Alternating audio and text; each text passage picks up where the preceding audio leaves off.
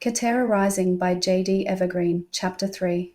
The guards drag me along a worn dirt path lined with high fences of barbed wire. We weave around the natural pillars that stretch up into the darkness of the cavern.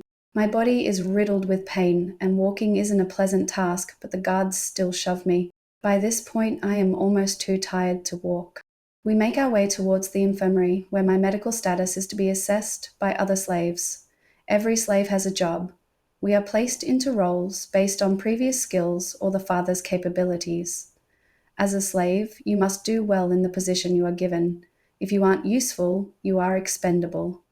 Emperor Darkmoor's followers are more than happy to witness and participate in public executions and the torture of slaves who have outrun their usefulness. We follow the narrow pathway around the last corner and come face to face with the massive gate that separates the arena from the slave compound. A high building rises above the thick barbed fencing, so brightly lit it stands out in the darkness like a beacon. This building and the arena are the only two buildings with power that I have any contact with. On the other side of the arena stands a large city, a place for Emperor Darkmoor's free citizens. I have been there a few times, as gladiators are frequently put on display to allow those who bet in the arena to inspect potential assets at their leisure. The whole city is the brightest thing inside the cavern. In front of the gate sits a crude little mud hut for the guards who watch the entrance to the compound. The door is open and reveals a glimpse of a cooking fire and a small table. My eyes travel to the 4 guards posted nearby, all of them looking bored as they sharpen their swords or pick at their teeth with daggers. A tall, lanky guard rises and stumbles about, exaggerating the way I walk because of my injuries. His display has the other guards rolling around in laughter, and I have to wait for them to be done snickering before I am allowed to leave. At last we pass through the gates, following the rough path to the entrance of the most prominent building within the compound. The guards push me through the heavy wooden doors, and we enter a large white room filled with occupants. Crude medical cots line the walls, 5 with patients in them. 2 goblins lay in beds next to one another, one sporting a bruised eye and a broken snout, the other with a bandage wrapped around his head, a small black stain seeping through at the front. Typically, this room is only for slaves. It is unusual to see some of Emperor Darkmoor's free citizens here. My best guess is they got into a fight over something trivial in the arena. 2 other cots hold bloody gladiators still in their armor. I recognize them from the lineup this morning. One gladiator is missing an arm. The stump is wrapped in a bloody gauze that steadily drips onto the dirty floor. 2 middle-aged men work nearby to heat up a metal sheet to cauterize the wound. I grimace. I really hope I'm not here when they do that. Another gladiator sits on a bed's edge with a long knife in his leg. He nods to me in greeting, while a middle-aged woman tends him as best she can. But she is frequently interrupted by the goblins, who insist on more care than they actually need. I can't tell what is in the last occupied bed. A sheet is drawn over the body, only the woman next to it filling out a form, and the spatter of blood across the sheet gives any indication to the gruesome sight underneath. But I am pretty sure whoever is under it is extremely dead. I search the other cots in the room looking for the man I fought in the arena, but he isn't here. There are only 2 reasons why a gladiator doesn't go to the infirmary after a battle. Either they died in the arena, or the guards decided they were beyond repair and executed them. And the man was dragged out before me, and he isn't here. My stomach twists and nausea sweeps through me. Even after 100 matches, guilt and remorse riddle me every time. I learned many seasons ago that killing doesn't get easier with experience. I shake my head sadly. Will anyone remember him? Did he have a family? In a few days, his goblin supporters will move on and never think of him again. Did anyone in this awful place even know his name? Or did he die as just another number, like so many before him? Perhaps he will be treated differently because he was a willing gladiator, the son of a scarlet guard. I cling to that tiny hope and examine the cots around me. Slaves from the medical faction work throughout the room. Their light green jumpsuits stand out against the white walls and the blood on the floors. They tend to the injuries of gladiators and fill out paperwork. I have no idea why they are required to wear such bright clothing. Perhaps it makes them easier to round up in case of an emergency. These slaves are under the supervision of an enormous snake-like creature with a broad chest and muscular arms that are far too long to be sensible. My eyes travel over its body, taking in the flat head and the 8-foot-long form of a cobra. I'd have to be blind to miss the vibrant violet scales. Intense discomfort and apprehension prickles at my spine.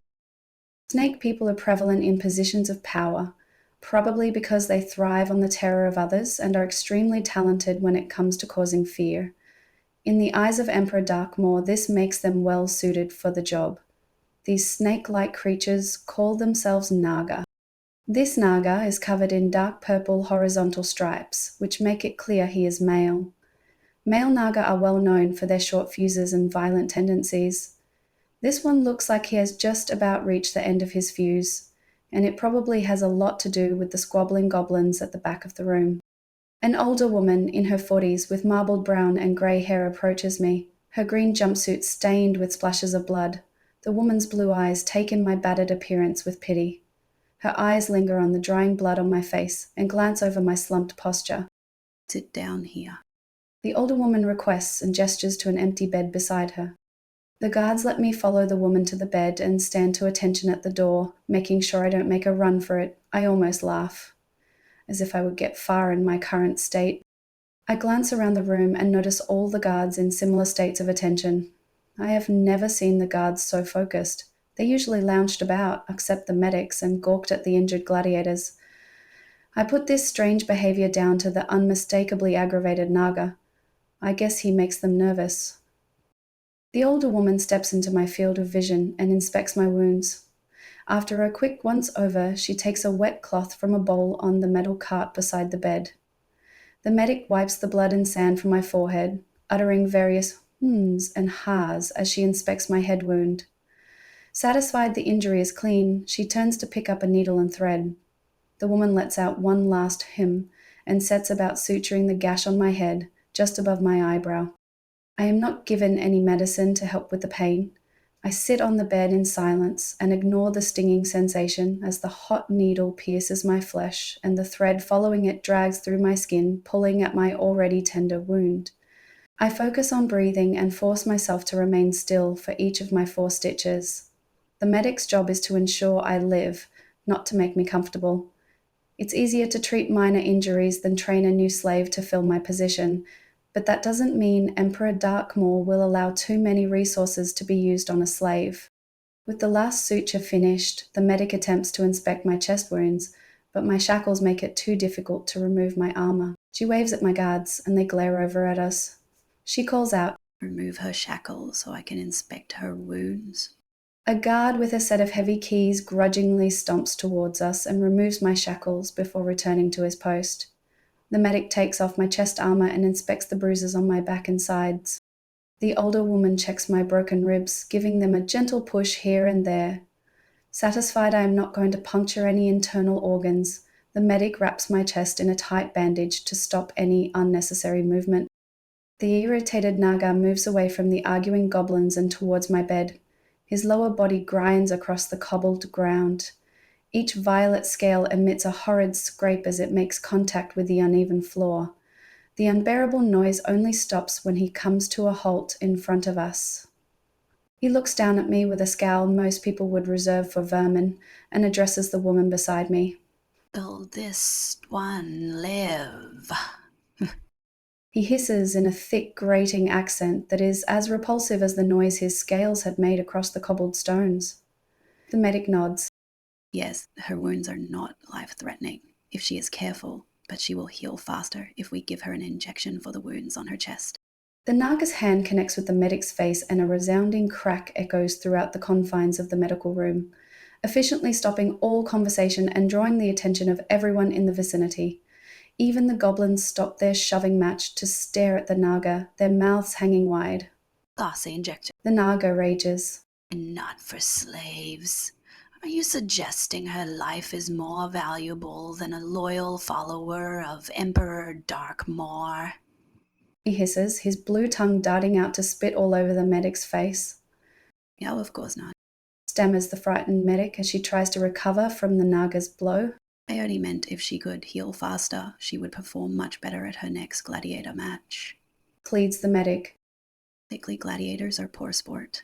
The Naga's face contorts into one that resembles thinking. Horrible, scary thinking. Everyone in the room holds their breath, waiting for the Naga's decision. Mere seconds pass, but they drag by as if they were an eternity, until finally the Naga's face relaxes back into its normal state, which, to be honest, isn't any less scary. The Naga crosses his arms. Seeing the extent of this one's injuries and her status as a prime gladiator, I will allow it. This time. Finish treating this one and report to the punishment room for 10 lashes. For assuming you can speak in my presence about things you know not, He commands with a sneer. Satisfied with the level of pain and terror he has inspired, the Naga slides away, making that terrible grinding sound once more. The room suddenly resumes its normal volume as everyone hurriedly goes back to what they were doing.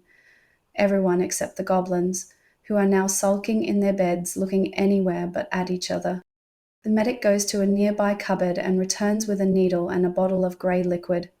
She sets about preparing the injection, her face already showing a burning, red, three-fingered welt where the Naga struck her. My stomach tightens.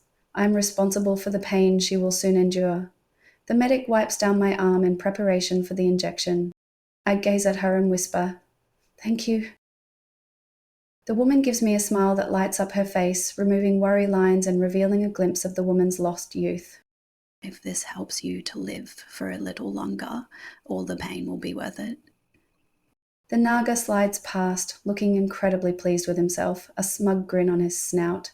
His proximity puts an abrupt end to our conversation. Returning to her job, the medic collects the syringe filled with grey liquid. She injects me with the needle and the liquid burns through my arm and then across the rest of my body. She ushers me off the bed and I put my armor back on. I turn to the woman and I give her one last smile. My eyes linger for a moment on the red welt. I nod my thanks and turn to the guards, who quickly shackle my wrists and rush me from the room, no doubt eager to be away from the Naga and his rage.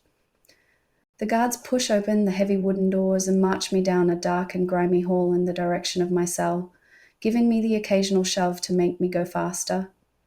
Their pushes aren't doing anything to help the pain in my chest and back, but even so, my breathing is less laboured and I can stand a little straighter. The injection must be taking effect. They work quickly. Our footsteps echo through the hall. The cold tunnel air bites at me, and a wave of goosebumps erupts across my skin. We turn a corner, and I am confronted with the sight of a dark cell. This is where I've lived since I was 4, with my mother and a revolving cast of others. I spend most of my time here. The only exceptions are when I am out training or fighting in the arena.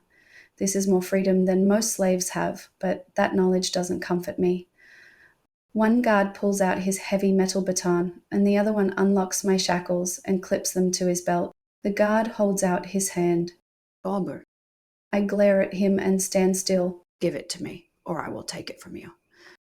He adds, flicking his finger at me in impatience. I take off my armor, taking more time than necessary before I slowly hand it to the guards until I'm standing in my boots, a navy blue singlet, and dirty grey shorts. The cold air of the tunnels clings to my skin, holding me in its icy embrace. The guard gives me a face. Oops. I hesitate, but the look on his face leaves no room for argument. I grumble as I remove the boots and throw them at him. This is the way it has always been. Slaves can't own anything. I earned those clothes in the arena with every fight I survived, but rules dictate I can only wear them for arena matches. It isn't fair. In the cell. The other guard rumbles. I stand, unmoving. What my mother calls a willful young adult temper flares into life at the injustice of it all. The guards grow impatient and seize my arms, trying to force me into the cell. I struggle and kick out, landing a solid connection to the groin of the guard in front of me. He topples to his knees. 2 guards from the nearby station come over to help, and the 4 of them together force me into the cell. I am thrown roughly to the floor, and a small gasp escapes me as I land on my side. A sharp spike of pain bursting through my chest. The cell's metal frame rattles as the door crashes into place behind me. I scramble to my feet and glare at the guards as they attempt to help their comrade, who is still on the ground. cupping himself with 2 hands. The man climbs to his feet with a grunt and snarls at me through the bars. You're lucky we are forbidden from harming you outside of the arena. But I will enjoy watching you get ripped apart in your next gladiator match when someone forgets to give you a weapon. Suppressing a sigh, I turn into the cell and peer at the floor beneath me. It is covered in layers upon layers of dirt and filth, so thick it is hard to tell if the room has ever been clean. Strong iron bars make up the front of the cell, each of them thicker than my arm and coated with a layer of orange rust. Massive stone slabs make up the remaining cell walls. They are stacked high and roughly fitted, so small gaps let in the cold cavern air. In essence, they do nothing to keep in any type of warmth. The stench of sweat, dust, and illness would be overwhelming for most people, but I do no more than wrinkle my nose at the smell. It's hard to adjust to the darkness after being in the bright light of the arena and infirmary for so long. I can just make out the shapes of thin, tattered blankets scattered along the floor, marking the sleeping places of fellow prisoners. I scout through the room, searching for a familiar mass of dark brown curls and the deep, thoughtful eyes that belong to my mother. Hoping she is still here and that she hasn't yet been taken to a shift in the infirmary. A quiet cough draws my attention away from the blankets at my feet, and I stare into the cell's corner. Blinking, my eyes make the slow adjustment to the dark. I detect a mass of tangled, knotted curls and the source of the cough. My mother lays in the corner, asleep on a tattered blanket. She tosses and turns, trying to avoid something that exists only in her dreams. I hurry over and wake her, doing my best to be gentle. "Mum," I whisper. "Mum, wake up." She wakes with a start and springs up, looking around in alarm. "It's you, Claire," she says, and joy fills her face as she leans over to pull me into a warm hug. "You have returned." She smiles and glances over the stitches and bruises on my forehead. Raising her hand, she cups my face. "Of course, I'm too stubborn to die," I reply, lifting my hand to hers and gently lowering it from my still sensitive face. "How are you feeling?" Mother smiles. "Old and cold."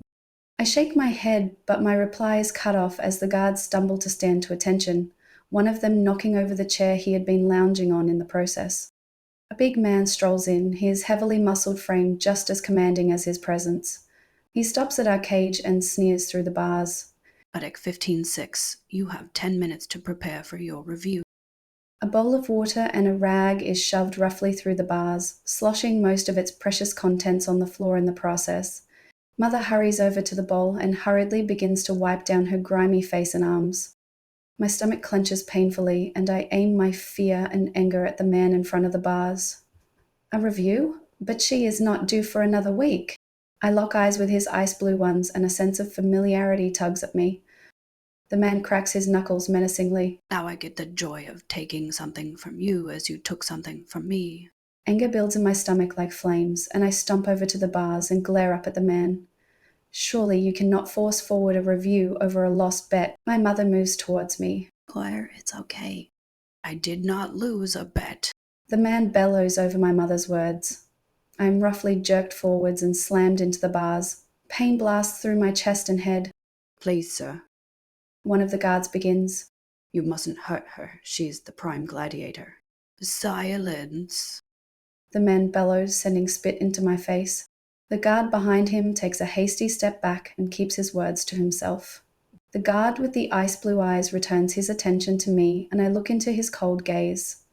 Those eyes are so familiar. My stomach drops as realization settles heavily inside it.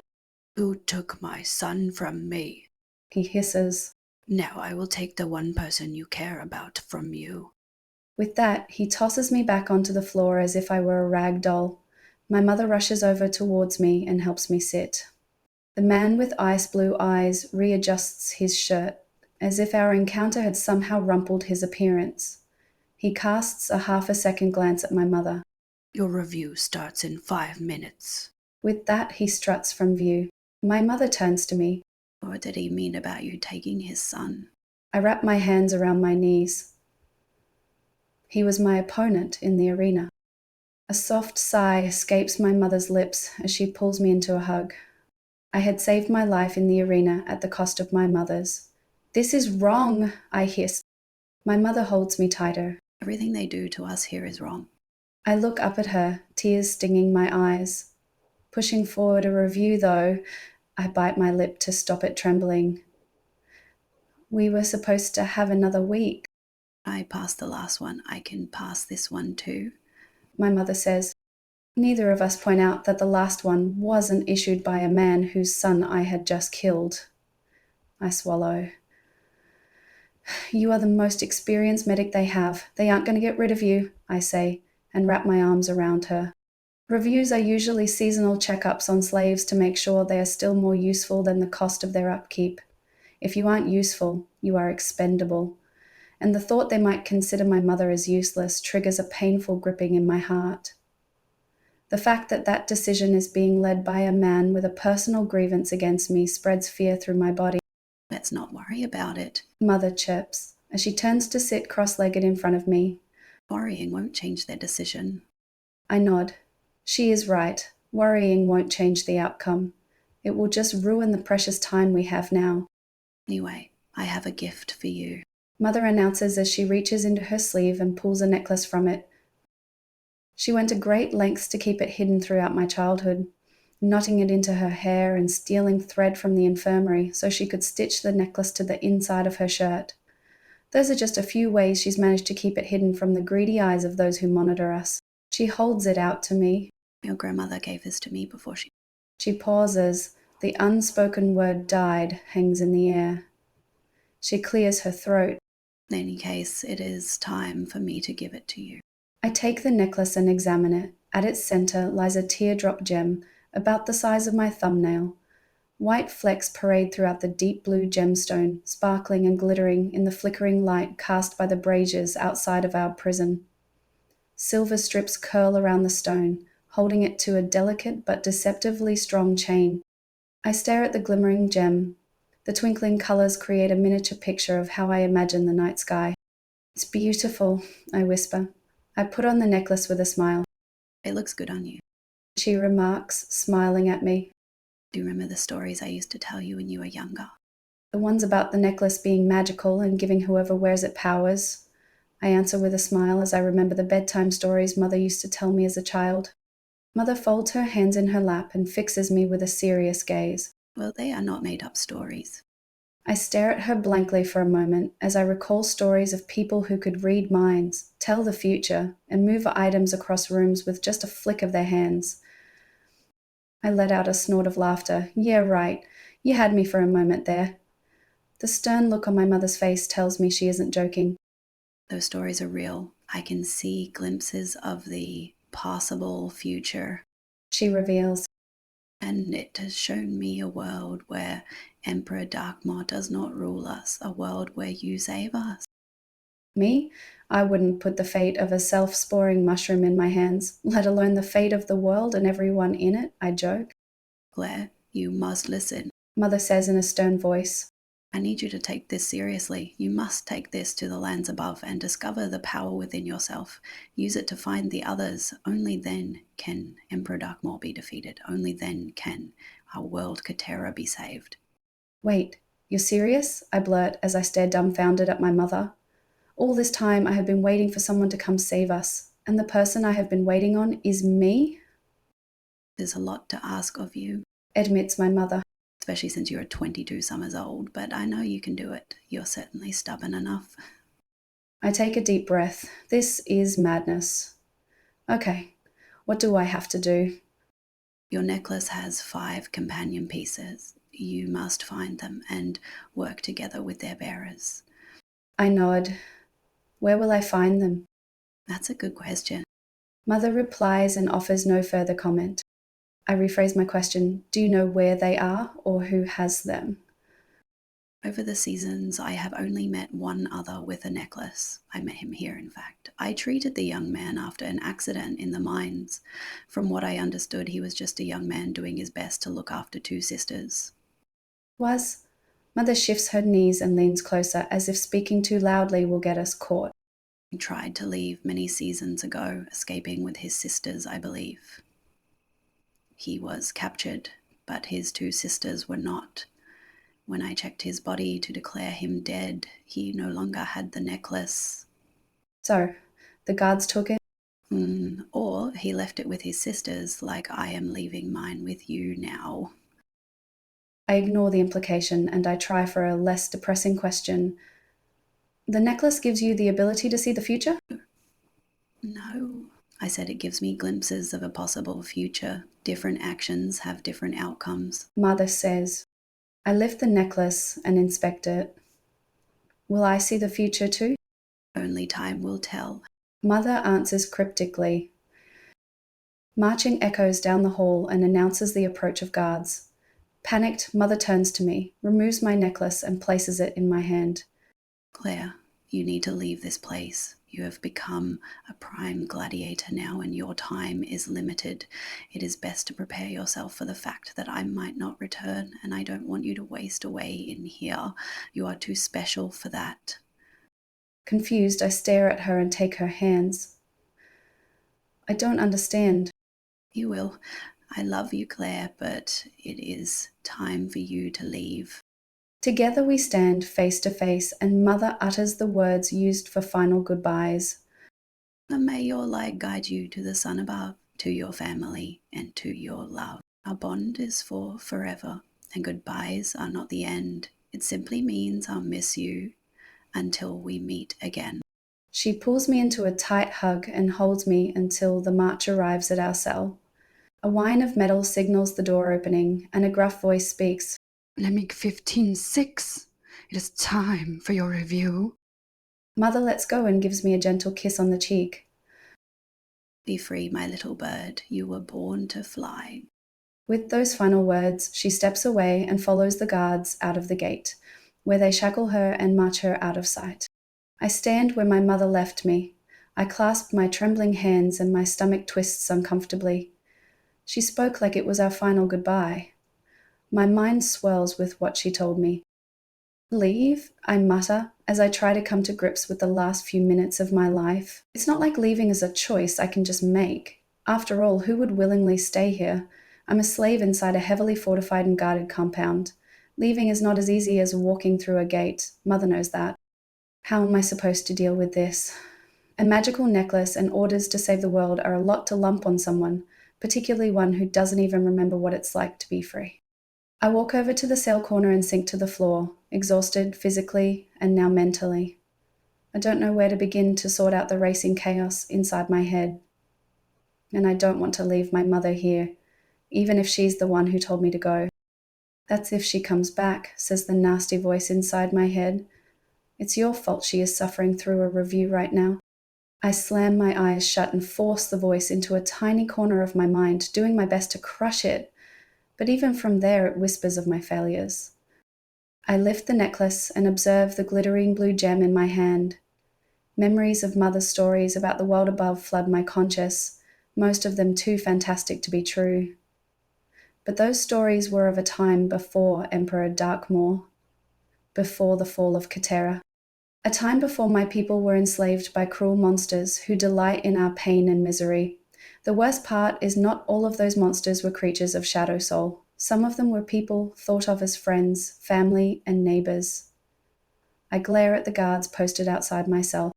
Finding my anger makes it impossible to be idle. I drag myself over to the water trough and drink to fill the aching hunger in my stomach. I cup my hands and do my best to clean the blood and dirt from my body. It takes far more effort than I have the energy for, but I will not sleep with a dead man's blood all over my arms. I crawl over to the corner I had found my mother in and search the area for the needle I know she keeps here. I flip through her blankets and find nothing. I lift my fingers to the wall and run them along the gaps I can reach. Something pierces my finger and I grasp it. I look at the needle in my hand and the pinprick on my finger. I suppose I should have known borrowing my mother's things without asking would come at a price.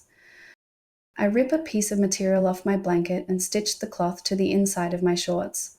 Once finished, I return my mother's stolen needle and push the necklace into the new pocket. The waistband hides it well. I drag myself back over to my corner and slump against the wall, draping my tattered blanket over my knees. I rub my eyes and release a slow breath.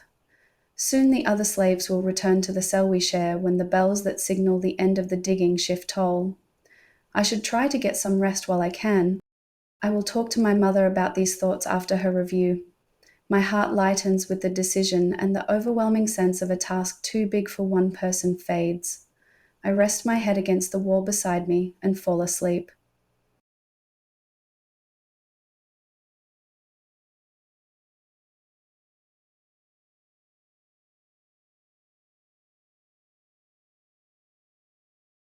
And that wraps up Chapter 3 of Katera Rising.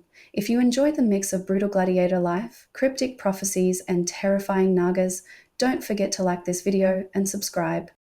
New chapters will be dropping every Monday, Wednesday, and Friday, so make sure you hit that notification bell. You wouldn't want to miss what happens next, trust me.